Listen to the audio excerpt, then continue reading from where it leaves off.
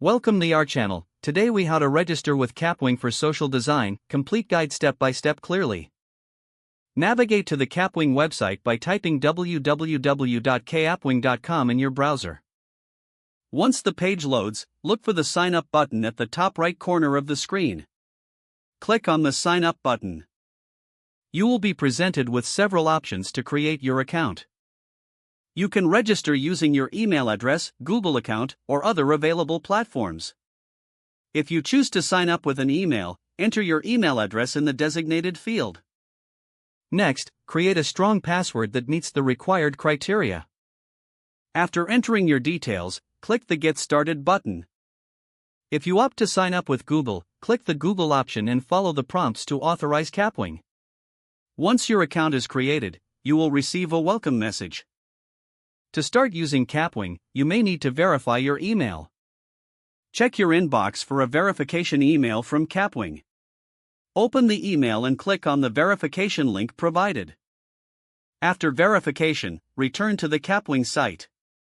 Log in using your chosen method, either email and password or Google. Now you are successfully logged in and ready to explore Kapwing's features. Familiarize yourself with the user interface and available tools. Start creating and designing your social media content effortlessly. Enjoy the process of designing with Kapwing's intuitive platform. You are now equipped to register and begin your social design journey. If the page does not load, refresh the browser or try again in a private or incognito window. Make sure you are using the correct email address, then retype it carefully to avoid small typos. If your password is not accepted, use the reset option and create a new strong password you can remember. Check your spam folder for verification or security emails, then complete any requested confirmation steps. Enable two-factor authentication if available to improve account security and reduce unauthorized access risk. After signing in, review your profile details so your contact information and settings are accurate and current. If you see an error message, note it down and try again after restarting your device and internet connection.